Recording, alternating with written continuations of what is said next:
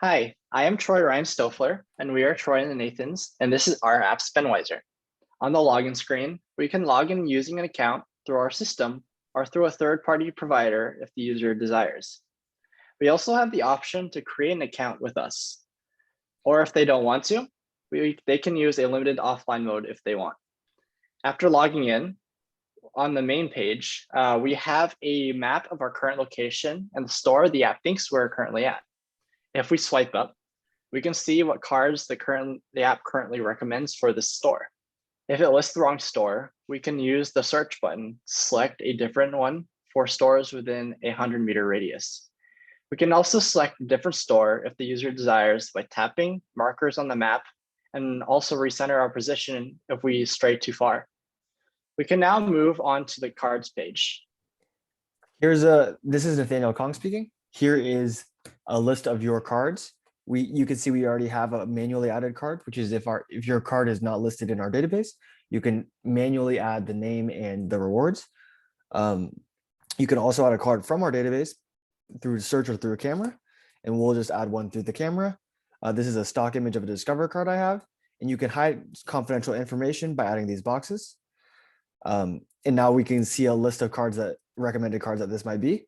It's this card, and you can see that now it's in our account. If you click on the card, you can actually see a view of the card itself. So the transactions related to that card and the rewards. Each reward has a cents value related to it. So for this card, it has a 5% cashback, which is 5 cents. And we can add a transaction here, which is $20. And we can also disable the card to make it prevent it from showing up in the main page suggested card. Now you can see if we undisable the card here, it will show up in the suggested cards page. And hi, my name is Nathan Ong, and next up is the SpendAnalyzer. It provides an overall view of transactions on all your cards or on specific cards. So the SpendAnalyzer has 3 modes, the default mode being a summary mode, in which you can view your transactions for a certain time period, in either a pie chart or a list view. So time periods for summary modes are predefined and can be selected by clicking the top left icon.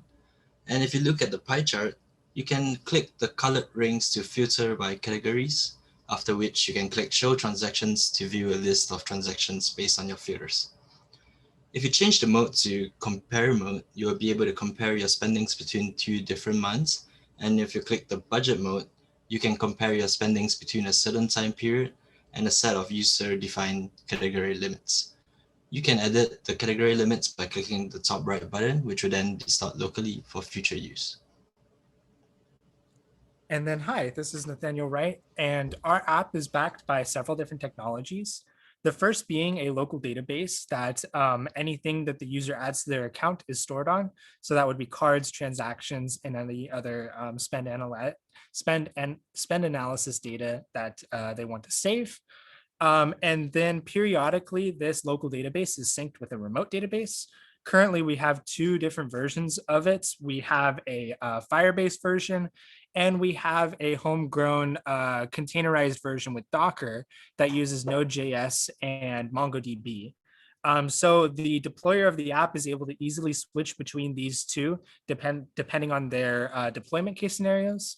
And the reason that we sync between a remote database is so that a user can log in on a different phone and be able to access all the data that they had on their previous phone with their accounts, or be able to recover that data in whatever way they see as necessary. So with that, thank you.